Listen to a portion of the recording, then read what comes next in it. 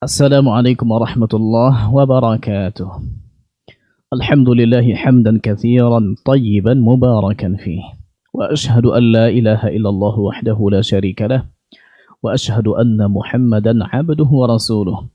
Fassalawatu rabbi wa salamuhu alaihi wa ala alihi wa sahbihi wa ala kulli man ihtada bihadihi wastanna bisunnatihi wa qatafa atharahu ila yaumiddin thumma amma ba'da. Al-Qur'anu hujjatul laka au alaika. Al-Quran akan jadi penuntunmu, pembelamu, au alaika, atau penuntutmu, musuhmu. Begitu disebutkan dalam hadis Nabi SAW di Sahih Muslim dalam hadis yang panjang. Maka Nabi sebutkan wal Qur'anu hujjatul laka au alaika. Quran akan menjadi pembelamu atau menjadi penuntutmu. Sebagian orang Al-Quran baginya akan menjadi pembela, tapi sebagian yang lain Al-Quran akan menjadi penuntut. Apa yang dimaksud dengan Al-Quran pembela atau penuntut ini yang insyaAllah ta'ala akan kita bahas di pertemuan kali ini. Al-Quran kalamullah azza wa jalla, firman Allah subhanahu wa ta'ala yang diturunkan kepada Nabi Muhammad sallallahu alaihi wasallam, diambil oleh malaikat Jibril langsung dari Allah subhanahu wa ta'ala dengan huruf dan suara, dan setelahnya disampaikan kepada Nabi sallallahu alaihi wasallam, beribadah membacanya dan merupakan mu'jizat dan merupakan tantangan telak untuk orang-orang Quraisy yang tidak mampu mendatangkan semisalnya. Al-Quran mempunyai ashab, mempunyai para sahabat, mempunyai kawan sejati. Sebagaimana juga Al-Quran mempunyai ahl, keluarga. Dan disebutkan dalam hadis Nabi SAW, Inna lillahi ahlina minan nas. Sesungguhnya Allah subhanahu wa ta'ala mempunyai keluarga dari manusia. Allah punya keluarga dari makhluk, ya. Dan disebutkan ia adalah ahlul Quran, ahlullah wa khassatuh. Ahli Quran adalah keluarga Allah dan orang-orang istimewanya. Cuma siapa yang ahlul Quran yang berhak nanti untuk dibela, dan siapa pula musuh Quran yang nanti akan dituntut oleh Al-Quran sendiri. Secara umum kita tahu Al-Quran dibaca. Bukan saja dibaca dengan bacaan yang baik dan benar sesuai hukum tajwidnya, karena begitu diturunkan. Disebutkan oleh Imam Ibn Al-Jazari rahimahullahu ta'ala, wal akhdhu bit tajwidi hatmun lazimu man lam yujawwid al-Qur'ana athimu li'annahu bihi al-ilahu anzala wa hakadha minhu ilayna wasala. Al-Quran mengambilnya, membacanya dengan tajwid itu hukumnya wajib, mesti. Yang tidak mentajwidkan Quran dia berdosa. Maksudnya dia mampu untuk membaca dengan tajwid tapi dia tak baca, atau dia mampu belajar akan tetapi dia lalai, ego, merasa diri hebat cukup dengan pengalaman yang ada. Tak. Kenapa begitu? Karena Allah Subhanahu wa ta'ala menggunakan Quran dengan tajwid. Begitu juga sampai kepada kita dengan sanadnya dari Nabi, sahabat, tabi'in, ulama sampai kepada kita. Iya, Al-Quran dibaca. Tapi bukan saja dibaca. Al-Quran juga dipahami maknanya, diresapi, ditadaburi. Kemudian setelah itu Al-Quran diamalkan. Setelah itu Al-Quran didakwahkan. Al-Quran dijadikan sebagai hukum mutlak. Dan juga Quran dijadikan sebagai sebab untuk kesembuhan, yang disebut dengan istishfa. Disebutkan dalam ayat di Quran, dan ini di beberapa tempat. Ada di surat Al-Jumu'ah, ada di surat Al-Baqarah 2 kali, ada juga di surat yang lain seperti di surat Ali Imran. Kita baca contohnya di surat Al-Jumu'ah, Allah Subhanahu wa ta'ala berfirman di ayat yang kedua, huwallazi ba'atha fil ummiyina rasula. Dialah Allah yang telah mengutus di umat-umat yang ummi, maksudnya di Mekah dan sekitarnya, yaitu Rasulah, seorang Rasul, yatlu alaihim ayatihim, yang akan membacakan kepada mereka ayat-ayatnya. Ya, berarti membaca ia juga tilawah, betul. Yatlu al-ayat wa yuzakkihim, dan akan mentazkiyah mereka, mentazkiyah, mensucikan mereka, menjadikan Quran ini sebagai sebab kesucian. Tetapi maknanya tadaburi, diamalkan. Kemudian wa yu'allimuhumul kitab wal hikmata, dan juga mengajarkan kepada mereka al-hikmah, al-kitab wal hikmah. Al-Quran tafsirnya bagaimana, wal hikmah, dan ini sunnah Nabi SAW. Mengajarkan Quran, mengajarkan pelafalannya, tapi yang lebih penting adalah juga mengajarkan apa maknanya. Betul, para sahabat orang Arab dan mereka fasih, dan sebagian mereka itu ahli syair. Umar bin Khattab radhiyallahu anhu, Abdullah bin Rawaha, Ka'ab bin Malik, Amir Ibn al-Aqwa' dan yang lain. Tapi subhanallah, di hal-hal tertentu tetap saja mereka tidak memahami seperti yang dipahami oleh Nabi SAW. Kemudian juga mengajarkan kepada mereka sunnah yang akan menjelaskan apa makna dari Quran, bagaimana hukum halal haram, bagaimana ini boleh tidak boleh. Ini semuanya tujuan diutusnya Rasul oleh Allah Subhanahu wa Ta'ala. Maka untuk kita pahami Quran bukan saja dibaca, tapi juga dipahami, diamalkan, didakwahkan, berhukum dengannya, mencari sebab kesembuhan dengannya. Al-Quran baru akan menjadi kawan kita kalau kita sempurnakan poin-poin yang tadi. Betapa banyak orang membaca, suaranya bagus, merdu, Masya Allah. Kalau dia baca, contohnya nafasnya panjang, Masya Allah. Naik turun suaranya, merdu mungkin, tapi tidak meresap ke hati. Bahkan bacaan seperti ini sudah mirip dengan bacaan lagu atau bacaan nyanyian. Betul, Nabi kita SAW menyuruh kita untuk menghiasi Al-Quran dengan suara kita. Zainul Qur'ana bi aswatikum. Tapi tidak seperti yang dilakukan oleh sebagian orang yang fokusnya hanya ke situ. Bahkan mengambil ayat, mencocokkan dengan irama-irama yang ada, dan memaksakan sampai harus mengorbankan hukum tajwid. Kita juga tidak mengatakan membaca Quran dengan alhan, dengan irama-irama yang ada. Itu tak boleh, haram hukumnya.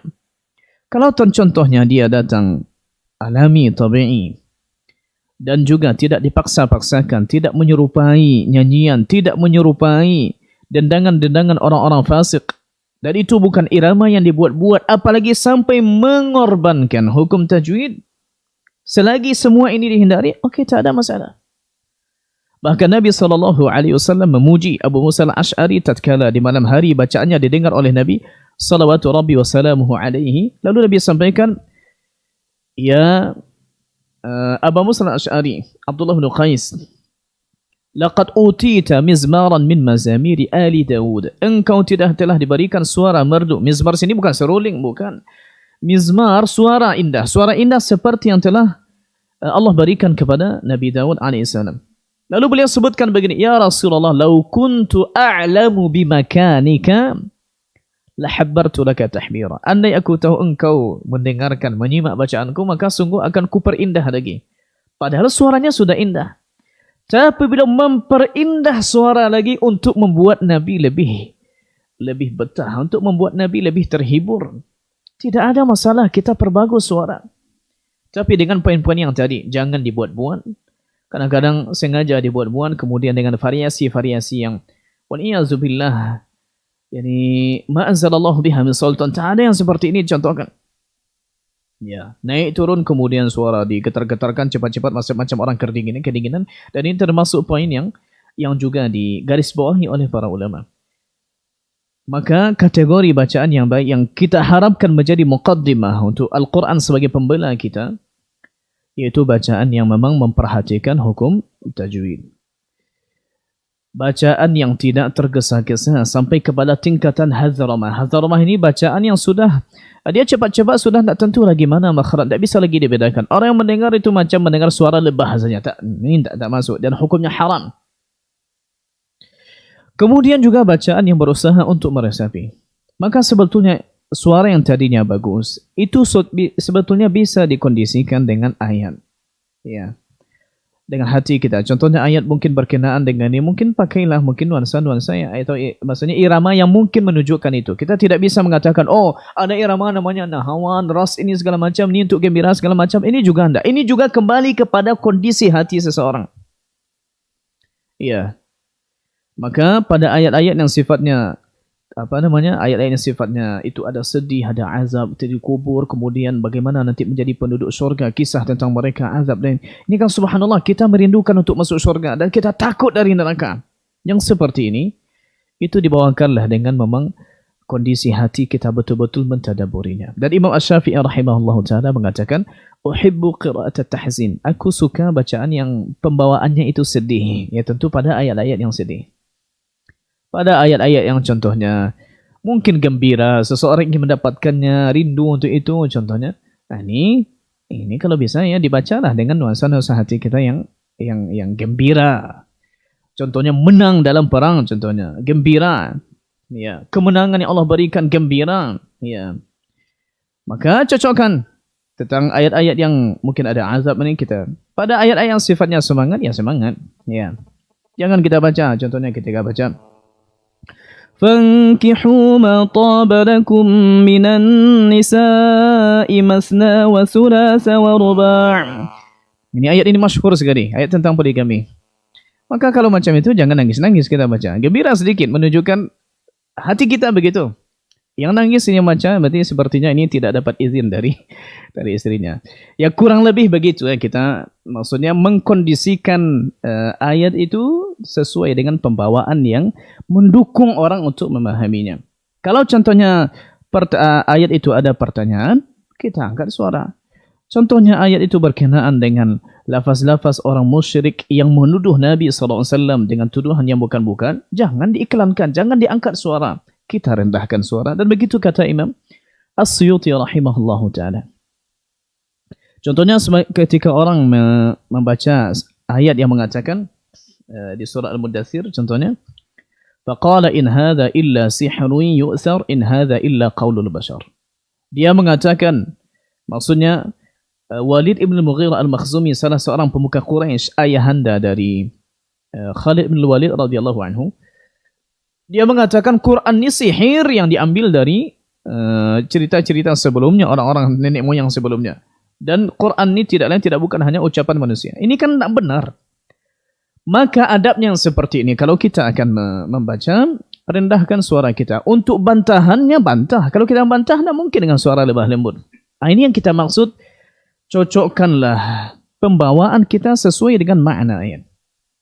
Dengan begitu contohnya berarti thumma adbara wastakbara faqala in hadza illa sihrun yu'thar in hadza illa qaulul bashar. Lalu kita bantah sauslihi saqar. Bertanya wa ma adraka ma saqar la tubqi wa la tadhar lawahatun lil bashar alaiha tis'ata ashar. Jadi begitu bertanya, jawab. Ini memang untuk bacaan ideal seperti ini yang seakan-akan kita berinteraksi langsung dengan ayat, seakan-akan kita menceritakannya kepada orang. Ini memang butuh ilmu, butuh bahasa Arab, butuh ini. Dan subhanallah didapati dari orang-orang ahli Al-Quran kadang-kadang suaranya tidak bagus.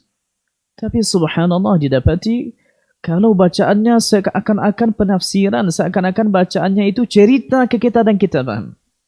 Dan pernah suatu ketika tatkala kita tinggal di Mekah, ada seorang doktor ahli qiraat di Jami'atul Ummul Qura, namanya Dr. Amin Idris. Nah, beliau ini dari sisi suara juga tidak terlalu istimewa dibandingkan dengan yang lain. Tapi tatkala beliau membaca suatu ayat seakan-akan bercerita dan kita pun menikmati itu. Suasana seperti itu kita nikmati. Coba kita lihat apa yang disampaikan oleh Imam Ibnul Jazari rahimahullahu ta'ala. Beliau menceritakan pengalamannya tatkala bertemu dengan guru-guru yang mungkin suaranya tidak terlalu istimewa, tidak terlalu merdu, tidak indah. Ya, kalau mungkin baca orang sekarang mungkin tidak sering mendengarnya, suaranya tidak ini gitu. Apa kata beliau? Boleh sebutkan? Falaqad adrakna min syuyukhina man lam yakun lahu husnu sautin wala ma'rifatun bil alhan. Sungguh telah kami dapati ada di antara guru-guru kami, dia pun tak punya suara merdu. Suara merdu dengan mana suara merdu mungkin seperti suara-suara orang yang bisa naik turun dan segala macam. Wala ma'rifatun bil alhan, dia pun tidak mengetahui irama-irama yang sekarang dibahas orang, ini jawabnya tinggi lagi, ini segala macam. Lalu illa kana jayyidal ada qayyiman bil lafzi. Hanya saja meskipun suaranya tak semerdu yang orang lain dan juga tak mengenal irama ini dan irama itu, tapi ketika dia menunaikan membaca pembawaannya tentang apa yang dibacanya jayyid, baik, qayyiman bil lafzi, dan memang menegakkan lafaz itu. Fakana idza qara'a atraba al masami'a, maka kalau dia baca, beliau baca yang seperti ini, itu sangat menghibur pendengaran. Wa akhadha minal qulubi bil majami', dan betul-betul mengambil hati sanubari, hati nurani kita, betul-betul membuat kita fokus. Wa kana al khalqu yazdahimuna alaihi wa yajtami'una al istima'i ilaihi, dan orang-orang pun berkumpul, maksudnya ramai-ramai untuk mendengarkan bacaannya. Apakah orang khusus saja? Itu mungkin orang-orang khusus yang ahli qiraat. Kata beliau, umamun minal khawasi wal awam. Ada orang yang memang penuntut ilmu ahli Quran, tapi ada juga yang dari awam. Dari awam. Disebutkan, yashtariku fi dhalika man ya'riful arabiyya wa man la ya'rifuhu min sairil anam. Dan itu pun berkumpul mendengarkan bacaannya orang yang Arab dan juga bukan Arab. Tak paham apapun. Karena memang subhanallah itu dibawakan dengan hati. Apalagi kalau ternyata orang yang membaca ini khafifuz dzunub, memang dosanya sedikit. Maksiatnya kepada Allah Ta'ala itu betul-betul dia jaga agar tidak ini. Yang seperti ini orang kalau hatinya bersih lalu dia baca dari hati, yakinlah yang datang dari hati itu akan menyentuh hati. Oke, kita tidak mengatakan bahwasanya apa yang kita sampaikan tadi maknanya adalah tak usah baca dengan iram. Bagaimanapun orang yang suaranya bernada, ini dari pengalaman kami, orang suaranya bernada, maka pasti akan mengenai salah satu dari irama. Terserah apa namanya itu, Hijaz kah atau Jihar kah atau apa. Tapi yang kita sayangkan adalah itu yang jadikan pokok utama. Seakan-akan dia berdendang, cuma bahan dendangnya itu Quran. Nah, itu yang kita sayangkan. Tapi coba sekarang munculkanlah makna Quran itu dengan pembawaan kita yang sesuai. Ya. Kita tidak mengatakan diri kita sudah ideal, tapi mungkin dicoba. Contohnya kalau contohnya bercerita tentang orang-orang yang durhaka kepada orang tuanya, itu kan sangat disayangkan. Kalau dibaca contohnya di surah Al-Ahqaf, dia mengatakan kepada orang tua, yang seperti ini jangan diiklankan, direndahkan, tapi nanti bantahannya itu baru diapakan. Contohnya seperti firman Allah Subhanahu wa taala,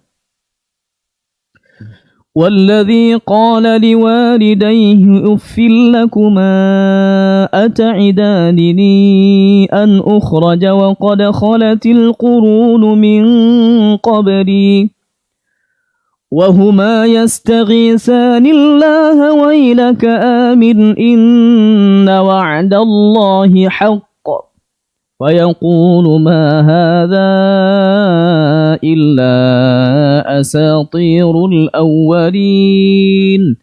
Ini mengatakan Quran itu hanya dengan dongeng legenda-legenda orang dulu.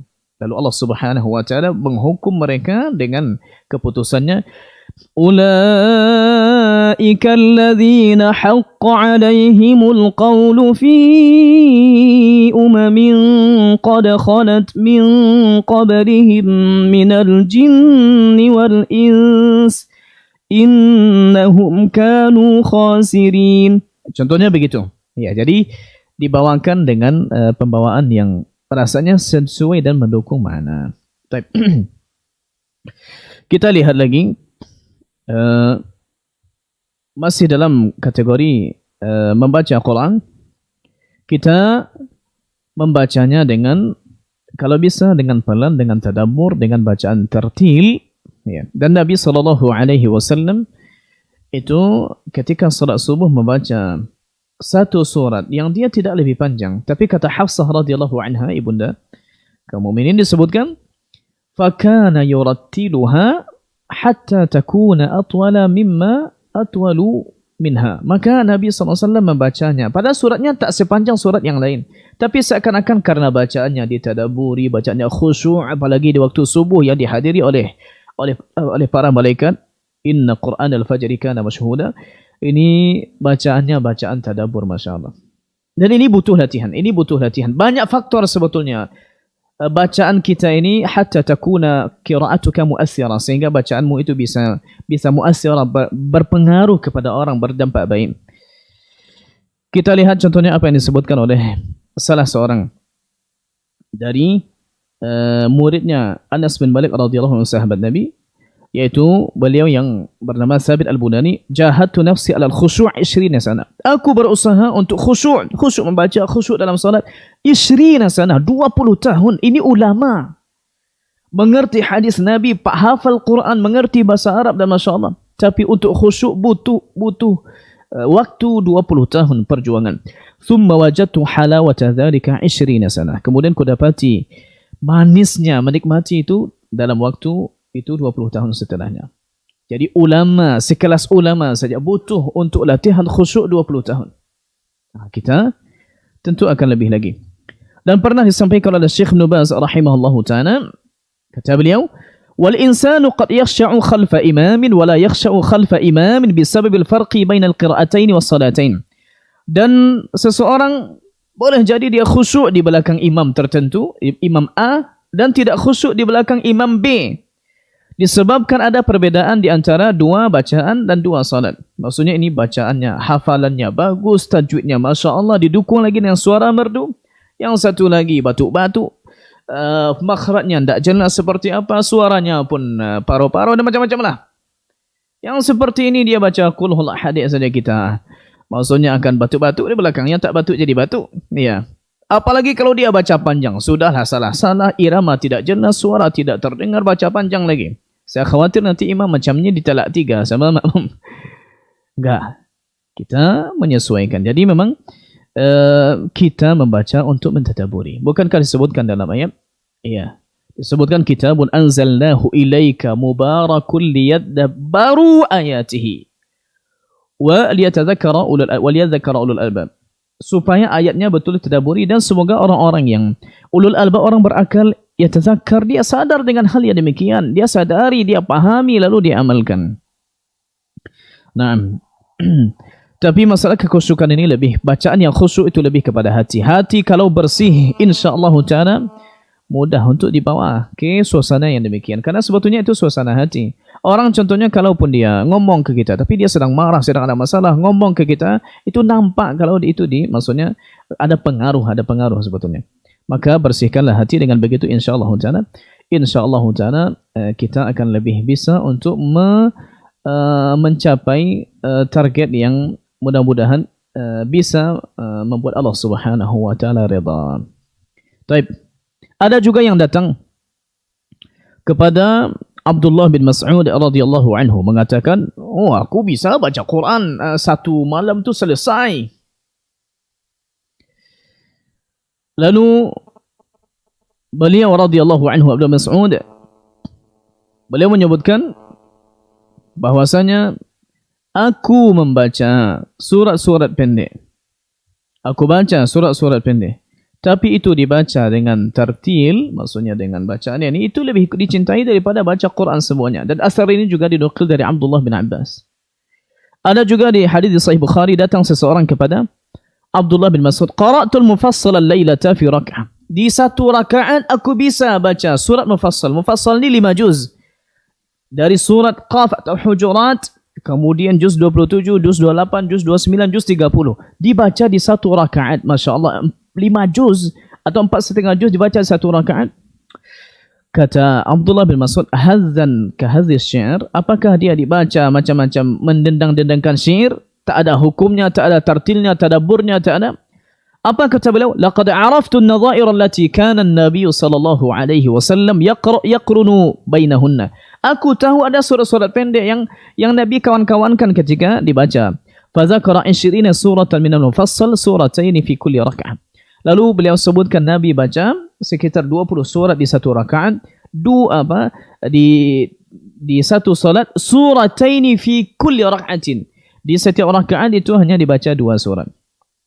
Tapi bacaannya bacaan seperti apa? Kalau kita balik contohnya ke bacaan Nabi, jika melewati ayat yang di sana ada tasbih, Nabi bertasbih. Ini di salat malam, di salat tahajud.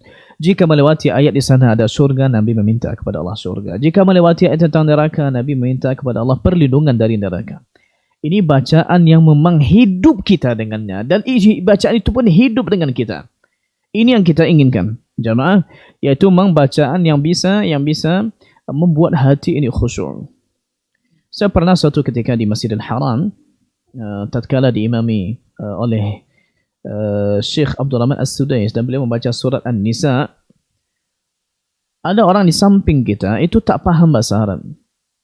Jemaah umrah datang Ramadan di samping kita dan kita tanya ke dia dengan bahasa Inggris, tak paham, bahasa Arab juga tak paham. Maka ucapan kita kepadanya lebih kepada ucapan-ucapan isyarat gerak begitu.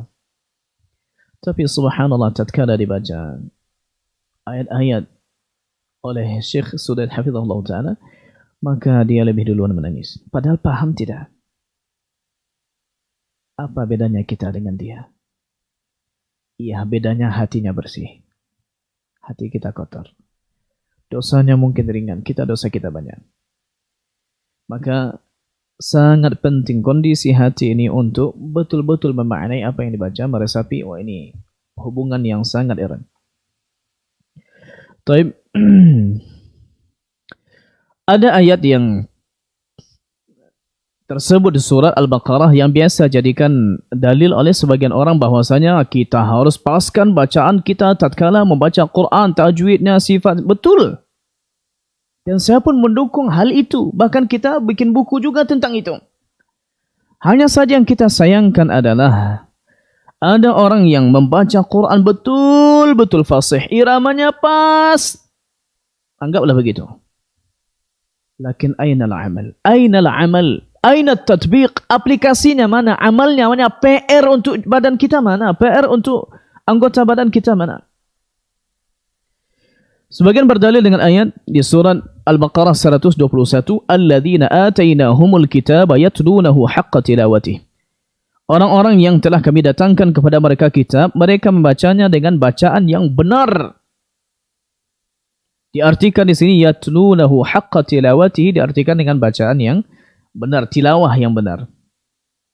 Kalau kita telaah kalam-kalam ulama tafsir dalam bab ini, seperti di tafsir At-Tabari, tafsir Ibn Abi Hatim, tafsir Ibn Kathir, tafsir Al-Baghawi, tafsir As-Sa'idi, tafsir Al-Qasimi, dan tafsir yang lain, kalau kita telaah maka kebanyakan riwayat menunjukkan yatlunahu haqqa tilawatihi, bukan tilawah bacaan. La. Orang-orang yang telah kami datangkan kepada mereka kitab, dari ahlul kitab, mereka Nasrani, mereka Yahudi, yatlunahu haqqa tilawatihi ulaika yu'minu, yang mereka baca dan yang mereka ikuti. Jadi ternyata yatlunahu ini sama dengan yattabi'unahu haqqa tiba'ihi. Dan ternyata ini disampaikan oleh ahli tafsir dari kalangan sahabat. Apa kata Abdullah bin Abbas radhiyallahu anhuma sebagaimana diriwayatkan dari muridnya Ikrimah atau maulanya, budaknya? Yatlunahu haqqa tilawatihi ay yattabi'unahu haqqa tiba'ihi. Yattabi'unahu haqqa tiba'ihi. Mengikutinya dengan bentuk mengikut yang benar-benar. Dan padanannya kita dapati dalam Al-Quran di surat Asy-Syams, yaitu di ayat yang kedua, wasyamsi waduhaha wal qamari idza talaha. Talaha ni tala yatlu, sama dengan ayat tadi, katanya sama, yaitu wal qamari idza talaha, yaitu dan bulan apabila mengikuti matahari. Berarti tala di sini maknanya mengikuti, sama dengan ayat tadi, alladzina atainahumul kitab yatlunahu haqqa tilawati. Dia ikuti dengan sebenar-benar ikutan. Diikuti, apa maksudnya diikuti? Dijelaskan juga oleh Abdullah bin Mas'ud radhiyallahu anhu, sahabat mulia. Disebutkan inna haqqa tilawatihi, bahkan beliau bersumpah sebelumnya, walladzi nafsi biyadihi, demi Allah yang jiwaku ada di genggamannya, di tangannya. inna haqqa tilawatihi an yuhilla halalah wa yuharrima haramah wa yaqra'ahu kama anzalahu Allah wa la yuharrifa wa la yuharrifu al-kalima 'an mawadhi'ihi wa la yata'awwalu minhu shay'an 'ala ghairi ta'wilihi. Kata Abdullah bin Mas'ud radhiyallahu anhu, demi Allah yang jiwaku ada di genggamannya, haqqa tilawah, yang dimaksud di ayat ini adalah dihalalkan yang halal, diharamkan yang haram, dan dibaca sebagaimana Allah menurunkannya. Wala yuharrif al-kalima mawadhi, jangan dirubah-rubah, diganti-ganti, ditukar-tukar maknanya dari tempatnya. Memang maknanya ini lalu dibawakan ke makna lain. La. Wala yata'awwalu minhu syai'an ala ghairi ta'wilihi, jangan sampai ditakwil, dimaknai, dipaksakan maknanya ke makna yang bukan itu. Nah, ini berarti kalau begitu tidak masuk kita dalam kategori ayat ini yatlunahu haqqa tilawatihi. Ada contohnya orang yang mungkin niatnya baik untuk menafsirkan Al-Quran, menafsirkan Quran, membawa orang-orang untuk membersihkan hatinya, penyucian jiwa, tazkiyatun nufus dan segala macam, tapi salah bahan. Di antara yang saya dengar adalah orang mengatakan di surat At-Tin wa Tini wa Zaitun wa Turi Sini wa hadzal baladil amin, wa hadzal baladil amin, dan inilah negeri yang aman. Dan ulama tafsir sepakat bahwasanya wa hadzal baladil amin maknanya adalah Mekah. Tapi ada orang mengatakan yang perlu diamankan pertama sekali adalah hati kita nih. Ini yang harus amin. Lalu dia baca wa hadzal baladil amin, wa hadzal baladil amin. Kita bilang wa hadzal baladil amin ayatnya benar. Lalu perkara mensucikan hati itu perlu sangat. Tapi apakah ayat ini maknanya itu? Tidak masuk dia. Wa hadzal baladil, sepakat ulama tafsir jangan kita rubah-rubah lagi. Ini yang dimaksud dengan yatlunahu haqqa tilawatihi. Ikutilah dia dengan sebenar-benar ikutan yang halal-halal, yang haram-haram. Jangan dirubah-rubah. Jangan maksudnya dipelintir maknanya sehingga nanti kita lari dari makna yang sebenarnya. Maka ini tidak berlaku. Oleh karena itu jamaah yang muliakan, kita jika ingin dibela oleh Al-Quran di persidangan dan mendapatkan syafaatnya, maka tidak cukup hanya sekedar membaca, tidak cukup hanya sekedar memahami. Ada juga poin lain yang jauh lebih penting, ainal amal, mana pengamalan kita terhadap apa yang sudah kita baca. Jangan sampai contohnya kita baca dengan suara merdu, tajwid fasih, Masya Allah, semua sifat hurufnya, tapi kita orang terjauh darinya, wal'iyazubillah. قل للمؤمنين يغضوا من أبصارهم ويحفظوا فروجهم. Katakanlah kepada orang-orang mukmin, mereka lelaki yang beriman, tundukkanlah pandangan, jagalah kemaluan. Ayat ini dibaca, tapi yang membacanya mungkin sedang membacanya pun wal'iyazubillah kadang-kadang melotot ke sana, melotot ke sini. Kita bukan makhluk yang sempurna, semua kita rentan bersalah, tapi butuh usaha. Khawatir nanti kita termasuk orang-orang yang disebutkan dalam ayat, ya ayyuhalladzina amanu lima taquluna ma la taf'alun kabura maqtan 'indallahi an taqulu ma la taf'alun. Kemurkaan yang besar di sisi Allah Subhanahu wa taala. Siapa ashabul Quran? Siapa ahlul Quran yang sebenarnya disebutkan dalam hadis? Yu'ta bil Quran yaumil qiyamah. Al-Quran akan didatangkan. Wa ahluhu alladzina kanu ya'maluna bihi. Dan ahlinya, ahlul Quran. Siapa ahlinya? Nabi jelaskan dalam hadis, alladzina kanu ya'maluna bihi, yang mereka selalu mengamalkannya. Kanu ya'maluna bihi, dalam bahasa Arab kanu ini kana yang disebut dengan fi'il naqis dan setelahnya diikuti oleh fi'il mudhari' ya'malun, menunjukkan bahwasanya selalu dan sering dilakukan, usahanya maksimal untuk mengamalkan. Yu'ta bil Qur'an yaumal qiyamati wa ahlihi alladzina kanu ya'maluna bihi. Berarti menunjukkan bahwasanya kalau ingin dibela Quran, jangan sekedar baca, ikut lomba ini, dapat trofi ini, dapat hadiah ini, viral, Masya Allah, bikin lagi channel YouTube dan segala macam. Tapi suara seindah ini tak terdengar ketika menjadi imam. Suara seindah ini tak terdengar tatkala contohnya di malam hari seperti Abu Musa al-Asy'ari. Suara seindah ini wal'iyazubillah juga dipakai untuk menyanyikan lagu-lagu orang-orang fasik. Dan ini kita tidak ingin. Oh Ustaz, saya ingin, contohnya ingin ikut lomba tahfiz Quran, babnya lebih untuk motivasi. Okey, ahlan wa sahlan. Babnya lebih kepada menjadikan itu sebagai wasilah agar hafalan kita kuat. Bukan dalam rangka semata-mata mencari dunia, lah. Tapi kita tentu berusaha semaksimal mungkin untuk mengamalkannya. Disebutkan juga dalam hadis lain bahwasanya Al-Quran yang dibaca, Al-Quran yang menjadi mungkin yang kita baca tatkala di malam hari orang tidur lalu kita begadang, tapi yang kita lakukan adalah membaca Quran, mentadabburinya. Disebutkan dalam hadis Sunan Ibnu Majah dan juga di Musnad Imam Ahmad bin Hanbal disebutkan yaji'ul Qur'anu yaumal qiyamati karrajuli syahid. Datang Al-Quran pada hari kiamat seperti lelaki yang sudah capek, bermuka pucat, nampak seperti kurang istirahat. Quran yang dimaksud adalah apa yang telah kita baca sebelumnya, ayat-ayat yang kita baca, ayat panjang yang kita baca. Fayaqulu ana alladhi ashartu lailaka wa azma'tu naharak. Akulah yang telah membuatmu begadang di malam hari, aku pula yang membuatmu haus di siang hari. Siang hari puasa, nanti malam qiyamul lail.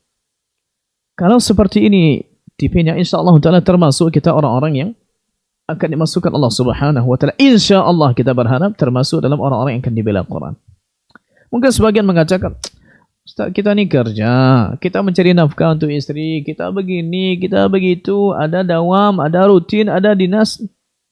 Apakah sahabat dulu tak punya kerja? Apakah mereka tidak ada sama sekali kegiatan-kegiatan yang mungkin menjadi sebab anda itu ada di zaman sekarang? Mungkin melalaikan. Tapi apakah itu melalaikan? Coba kita baca contohnya hadis di Bukhari Muslim.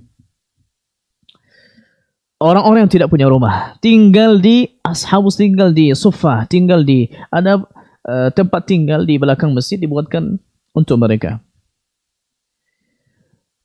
Apa yang dilakukan oleh mereka di siang hari? Disebutkan kalau mereka di siang hari wa kanu bin nahari yaji'una bil ma'i fayad'unahu fil masjid wa yahtatibuna fayabi'unahu wa yashtaruna bit ta'am li ahli suffa wal fuqara. Mereka di siang hari mengambil air untuk di masjid orang bisa minum, mengambil air untuk kaum muslimin yang mungkin sulit mendapatkan air di rumahnya. Lalu mereka mencari kayu bakar, kerja, mendaki bukit, mendaki gunung, cari kayu bakar, lalu nanti dijual. Setelah dijual apa? Setelah dijual kayu itu, uang itu jadikan untuk membeli makanan dan mereka sama-sama makan di ashabus sufa, mereka-mereka yang tinggal di belakang masjid. Mereka sama makan. Kerja, bagaimana tak kerja? Tapi subhanallah itu tidak melalaikan mereka, tak melalaikan.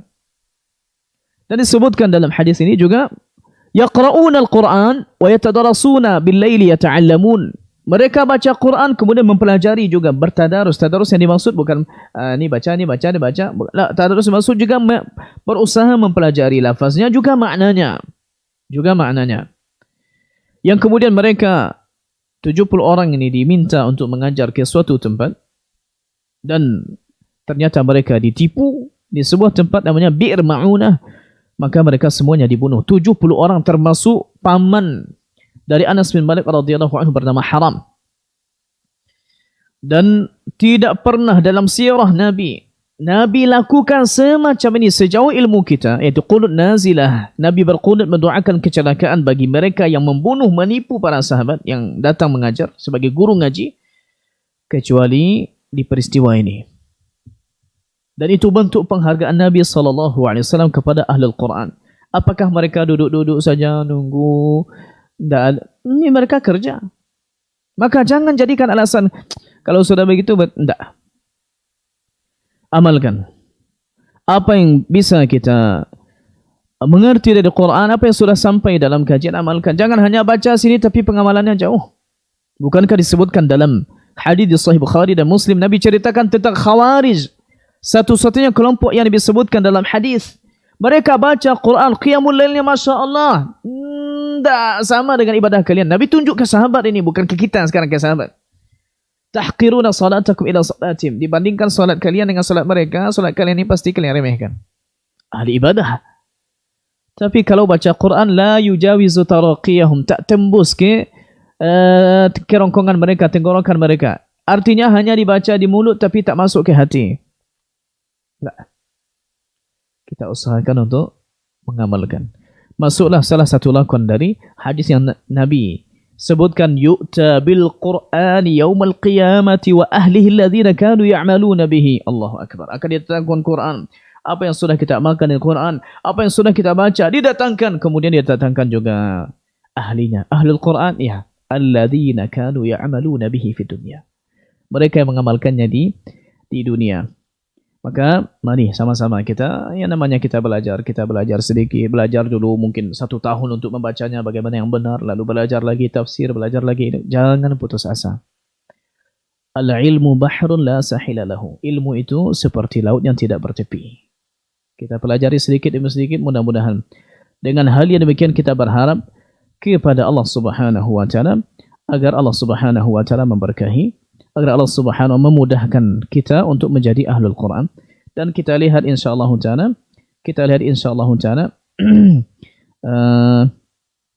pertanyaan yang masuk dari jamaah.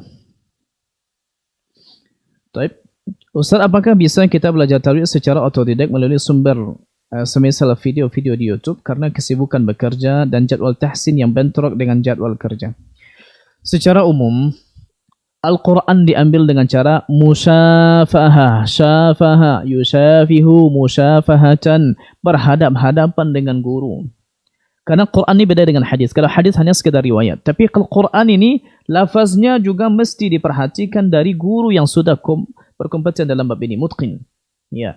Maka asalnya begitu. Kita ulang lagi, asalnya begitu.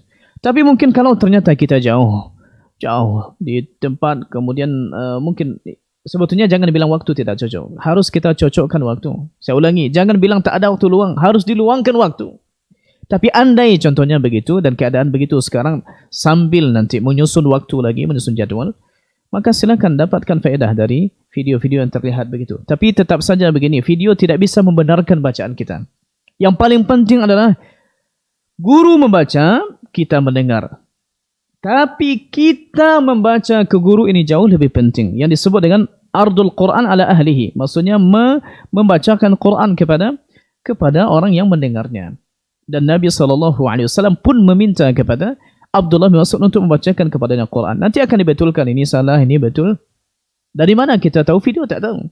Yang tahu itu adalah guru yang kompeten dalam bab ini.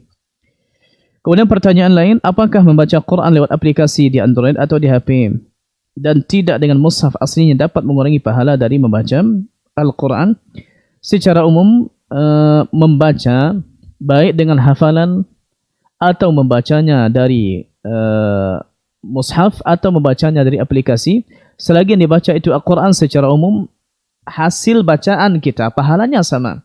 Man qara'a harfan minal Quran falahu hasanah wal hasanatu bi'ashri amthaliha. Siapa yang baca Quran satu huruf, nanti dia akan dapat 10 kebaikan. Dan Nabi ketika baca Quran tak pernah lihat mushaf, karena Nabi membaca dari hafalannya, karena Nabi tak bisa baca. Nabi tidak bisa membaca. Hanya saja jemaah, dalam bab ini biasanya orang yang membaca dengan mushaf itu lebih khusyuk, karena mushaf tidak punya cabang-cabang lain, hanya mushaf kertas saja. Dan Syekh Saleh Al-Fauzan hafizahullah ta'ala tatkala ditanya tentang masalah ini, dari sisi pahala tak beda. Hanya saja nanti akan berbeda dari segi kekhusyukan. Kita sedang baca macam ini, nanti datang telefon, datang ini, datang pesan, dan kita ini sebetulnya. Dan ada sebagian ulama yang mengatakan bahawa melihat ke mushaf itu beribadah, meskipun kita tidak mendapati dalil khusus dalam bab ini. Disebutkan oleh Imam Suyuti rahimahullah ta'ala di kitab Al-Itqan, kata beliau, Al-qira'atu fil mushafi afdalu min al-qira'ati min hifzihi lianna an-nazara fihi ibadatu matlubah. Membaca dari mushaf lebih afdal, lebih utama daripada membaca dari hafalan, karena memandangnya adalah ibadah yang dituntutkannya. Ada juga riwayat dari disebutkan, man sarrahu an yuhibballaha wa rasulahu falyaqra fil mushaf. Siapa yang dia gembira mencintai Allah dan Rasulnya, maka bacalah Al-Quran dari mushaf. Hanya saja hukum yang seperti ini, hadis ini tidak sahih. Ada juga riwayat dari Abdullah bin Mas'ud, adimun nazara fil mushaf, selalulah memandang ke mushaf. Hanya saja tetap yang seperti ini perlu untuk dicek lagi. Disebutkan oleh Syekh Shalih Al-Fauzan, saya bacakan fatwanya, faqira'atuha min al-mushafi aula li'anna al-mushaf yani li'anna al-mushaf mu'addun lidzalika wa awdahu kitabatan fahuwa aula min al-qira'ati min al-jawwal wal qira'atu min al-jawwali jaizah. Membaca dari mushaf lebih afdal karena mushaf sengaja disiapkan untuk itu dan lebih jelas tulisannya. Maka ia lebih utama daripada membaca di HP. Meskipun membaca di HP itu juga boleh. Berkurangkah pahalanya? Tidak. Pahalanya tergantung kepada kekhusyukan kita juga. Disebutkan, "Idza qara'ta al-Qur'an fil jawal bi khusyu' tadabbur lam yanqus ajruka 'an qira'atihi fil mushafi insyaallah taala." Jika engkau membaca Al-Qur'an dari HP dengan khusyuk dan tadabbur, pahalamu tidak akan kurang dari membaca di mushaf insyaallah taala. Begitu, dan berarti kita baca di sini, kita baca di situ tidak masalah. Hanya saja membaca di mushaf khusyuk tentu akan lebih banyak pahalanya. Apakah seorang habib atau cucu Nabi terjamin surganya? La. Jangankan cucu Nabi, anak Nabi saja itu Nabi sampaikan, i'mali Fatimah, i'mali fa inni la ughni anki minallahi syai'a. Beramallah, aku tak bisa memberikan faedah apapun kepadamu. Maksudnya Nabi akan bisa memberi syafaat, hanya saja syafaat ini kan penggenap. Mana modal? Dan disebutkan dalam ayat di surah Al-Ahzab, ya nisa an-nabi, ini istri Nabi ini, man ya'ti minkun nabi fahishatin yudha'af laha al-'adzabu dhi'fain. Siapa yang melakukan perbuatan keji di antara kalian akan diazab 2 kali. Malah akan lebih parah lagi kalau ternyata keluarga Nabi melakukan maksiat. Tapi secara umum tidak ada jaminan kepada siapapun untuk surga, apalagi di zaman sekarang ini. Ini masuk, tak boleh, tak bisa. Yang akan menyebabkan itu adalah amalnya, dan nanti bisa mendapatkan syafaat dari Nabi. Adapun orang yang mengatakan, oh tidak, saya amalnya apa, saya kan Habib, kita tidak berbicara di Habib beneran atau tidak, sanadnya tidak itu. Bukankah disebutkan dalam hadis, wa man batta'a bihi amaluhu lam yusri' bihi nasabuhu. Siapa yang amalnya bati, lambat, lalai, itu tidak akan dipercepat dia oleh nasabnya. Baik, Ustaz, apakah benar jika kita baca tajwid kurang benar tidak dibenarkan menjadi imam? Tergantung bacaan kita, maksudnya itu parah sampai salah jadi atau bagaimana? Ini kalau salah jadi jangan jadi imam. Tapi kalau contohnya mungkin salah-salah sedikit, mungkin ketebalan ra, sira kurang pas, ketebalan walam dha, istitalah pada dhat atau sifat rakhawanya tak muncul, atau contohnya sin dan sad yang ada di surah Al-Fatihah itu tidak keluar tajam sebagaimana mestinya. Ya, kalau harusnya iyyaka na'budu wa iyyaka nasta'in, tajam dia. Ihdinas siratal mustaqim contohnya. Cuma kalau ternyata babnya lebih kepada sifat yang kurang sempurna, yang seperti ini tidak ada masalah insyaallah taala. Hanya saja kalau ada yang lebih qari, kedepankan orang yang lebih fasih dalam bab ini. Saya ingin bertanya, apa itu Syiah dan apakah Syiah itu sesat? Pembahasan seperti ini alhamdulillah telah dibahas oleh para ustaz-ustaz kita. Tapi secara umum begini, Syiah itu ada tiga kelompok. Entah masih ada 3 kelompok ini sekarang atau tidak. Yang Syiah yang Zaidiyah, ini ada sedikit perbedaan dengan Ahlus-Sunnah wal Jamaah. Hanya saja perbedaan seperti itu tidak menjadikan ia sesat atau kafir. Kemudian yang kedua, ada Syiah yang ghulatus Syiah ini sampai-sampai menganggap Ali sebagai Tuhan. Kemudian yang dominan sekarang muncul itu Syiah Al-Imamiyah atau Syiah Al-Isnai Asyariyah yang mengakui adanya 12 imam, dan umumnya mereka Rafidah. Rafidah maksudnya menolak kekhalifahan Abu Bakar, menolak kekhalifahan Umar bin Khattab, bahkan sebagian mereka itu mempunyai doa macam ni, Allahumma la'an sanamaini min asnami Quraisy, ya Allah la'anatlah 2 berhala dari berhala Quraisy, maksudnya Umar dan Abu Bakar. Kalau macam ini kita bilang la. Atau contohnya ada Quran, lalu mengatakan Quran yang sekarang ni belum lengkap lagi. Quran yang lengkap adalah 18,000 ayat yang ada di Mushaf Fatimah, dipegang oleh Muhammad Hasan Askari yang sekarang bersembunyi di Sirdap atau di terowongan. Itu jelas. Dan ulama ahlu sunnah sepakat, siapa yang menambah satu huruf dari Quran atau mengurangi satu huruf dari Quran, mengingkari satu huruf dari Quran, faqad kafar, maka dia telah kafir. Yang menukil siapa? Abu Muslim? La. Imam Ibn Abdul Barr, Imam Nawawi dalam kitab Tibyan, disebutkan juga oleh Imam Al-Qadhi, disebutkan juga dalam syarah Sahih Muslim, disebutkan juga oleh Imam Ibn Qudamah Al-Maqdisi dalam kitab Lum'atul I'tiqad dan yang lain. Maka kalau sampai ke taraf itu jelas. Atau contohnya menghalalkan yang diharam seperti mut'ah, seperti berdusta dengan nama taqiyah. Ini semuanya ini tak dibenarkan dalam ajaran Islam. Yang kalau seperti itu ya jelas. Kalau seperti itu ya jelas. Maka jemaah yang Allah muliakan, kita ketahuilah yang buruk itu dengan mengetahui yang baik. Pelajari dengan benar akidah Ahlus Sunnah wal Jamaah berdasarkan pemahaman Nabi, pemahaman sahabat, pemahaman tabi'in. Ma ana alaihi wa ashabi. Ya, pelajari dengan benar akidah di Quran, akidah di sahabat, akidah di sifat Allah Subhanahu wa taala. Bagaimana cara kita berakidah, memahami masalah-masalah gaib di akhirat, masalah mizan, sirat dan segala macam. Apakah itu sekedar nama, tidak ada hakikinya, atau dia memang ada hakikatnya dan memang ada hakikatnya. Yang seperti ini kita sarankan untuk dipelajari dengan seksama. Minimal kita baca buku, ambillah akidahmu dari Al-Quran dan Sunnah karangan Syekh Muhammad Jamil Zainu. Atau contohnya dibaca secara global akidah Ahlus Sunnah wal Jamaah yang dikarang oleh Syekh Nasir Al-Aql.